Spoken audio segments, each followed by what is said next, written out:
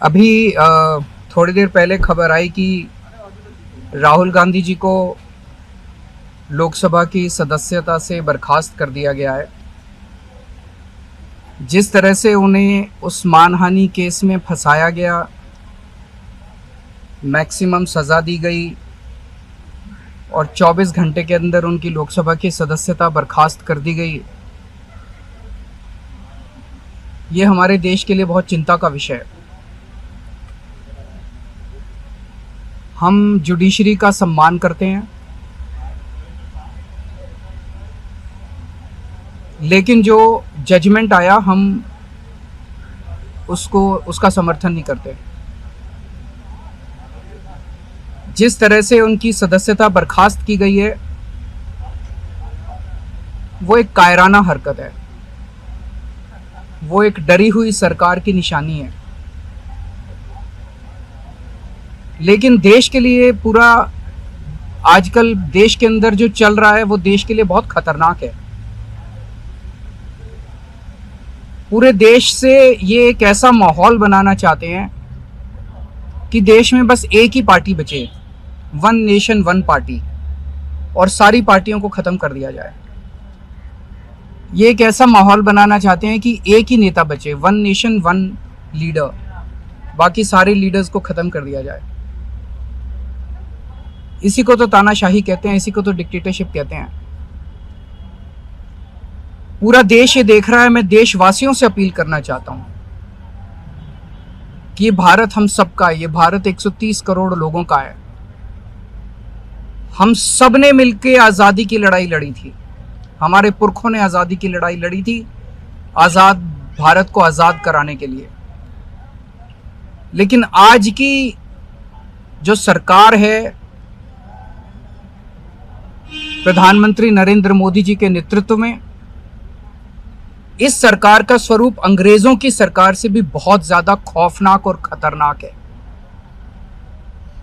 अब लोगों को सामने आना पड़ेगा, लोगों को सामने आके इसके खिलाफ लड़ाई लड़नी पड़ेगी। अगर हमने भारत को बचाना है तो 130 करोड़ लोगों को एक साथ इकट्ठे होके इस लड़ाई में शामिल होना पड़ेगा। सरकार किसी की बने, कल को सरकार चाहे इसकी बने चाहे उसकी बने, इस पार्टी की बने उस पार्टी की बने, वो ज़रूरी नहीं है। लेकिन जिस तरह से जनतंत्र के ऊपर हमला किया जा रहा है वो सही नहीं है। अगर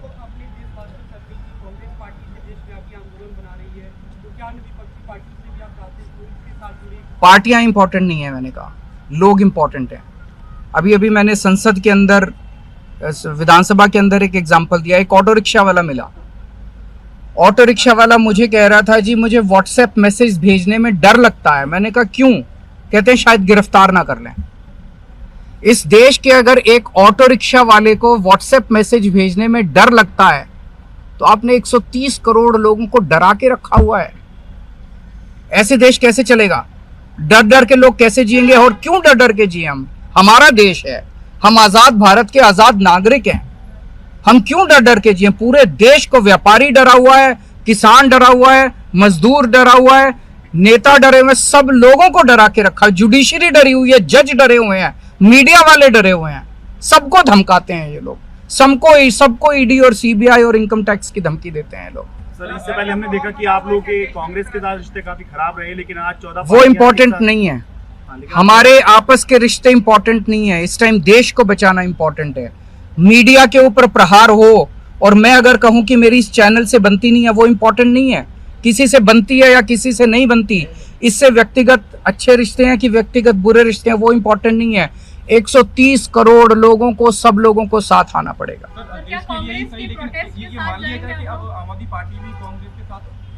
सारे लोगों को साथ आना पड़ेगा। ये लड़ाई राहुल गांधी की लड़ाई नहीं है, ये लड़ाई कांग्रेस की लड़ाई नहीं है, ये लड़ाई इस देश को बचाने की लड़ाई है।